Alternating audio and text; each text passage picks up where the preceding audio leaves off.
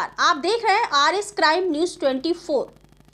देश दुनिया की खबर को देखने के लिए हमारे साथ बने रहिए। DLW मजदूर संघ द्वारा पुरानी पेंशन प्रणाली लागू करने के संदर्भ में पत्रकार वार्ता का आयोजन संपन्न हुआ। आपको बताते चले कि आज वाराणसी के महमूरगंज स्थित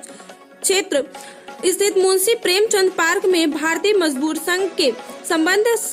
सरकारी कर्मचारी राष्ट्रीय परिसंघ के अखिल भारतीय आह्वान पर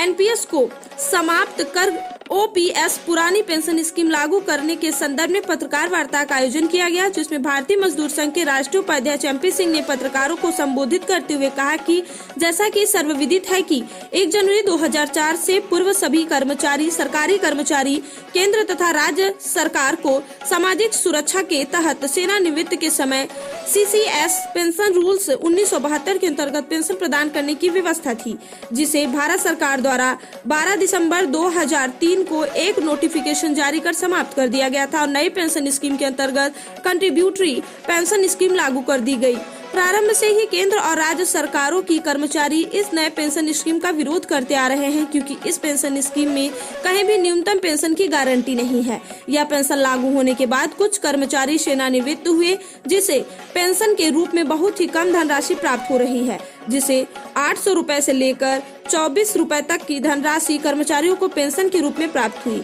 जिसका हम विरोध करते हैं एवं भारत सरकार से पुरानी पेंशन प्रणाली को शुरू करने की मांग करते हैं। कार्यक्रम में मुख्य रूप से DLW MS के निम्न पदाधिकारी उपस्थित रहे, जिसमें मुन्ना प्रसाद, राहुल पांडे, अश्वनी यादव, विनोद कुमार सिंह, अरविंद तिवारी, राम सिंह, विनोद कुमार सिंह, जयप्रकाश, अजय कुमार सिंह एवं रूपेश सिन्हा उपस्थित रहे।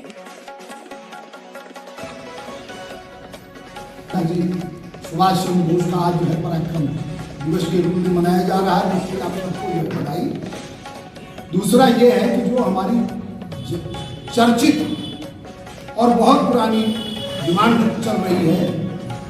कि सरकार जो है जो हमारी पुरानी पेंशन है उसको बहाल करे, क्योंकि सरकार स्वयं के लिए 1959 में किसी विधायक MP को कोई 1 पैसे का पेंशन नहीं मिलता,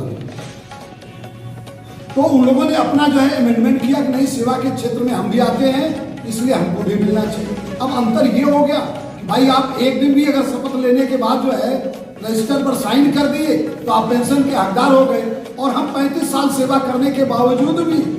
पुरानी पेंशन के हकदार नहीं होंगे और ना ही कोई गारंटी है कि हमको वो पेंशन कितनी मिलेगी। इसीलिए भारतीय मजदूर संघ के जो घटक हमारे पूरे देश में और राज्य में जो है तो सब लोगों ने ये फाइनल किया कि सिंगल एजेंडे पर 23 जनवरी को पूरे देश में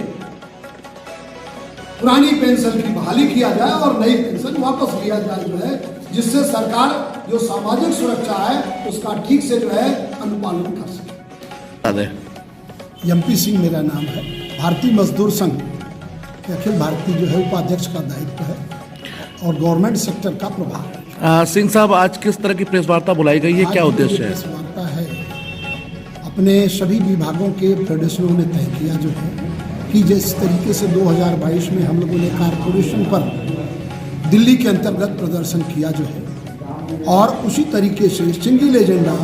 जो हमारी पुरानी पेंशन है उसको बहाल करने के लिए, क्योंकि सामाजिक सुरक्षा के कारण जो है नई और पुरानी पेंशन में बहुत अंतर हो जाता है। उदाहरण के तौर पर मैं आपके सामने रखना चाहता हूँ कि अगर 2 कर्मचारियों की डेथ होती है और एक अगर पुरानी पेंशन में है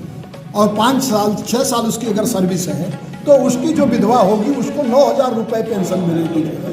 और जो NPS का कर्मचारी होगा जो है उसको 800 रुपये की पेंशन मिलेगी जो है। ये अंतर सीधे सीधे आपके समझ में आ गया। दूसरा क्या है कि जो 9,000 वाला है उसको जब जब DA बढ़ेगा,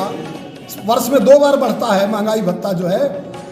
रुपए की वैल्यू को जो है कंटिन्यू रखने के लिए वो महंगाई भत्ता पुराने वाले को मिलेगा जो है, और नया जो कर्मचारी है जिस डेट में उसका होगा उसको वही DA रहेगा, बाकी जो है नहीं।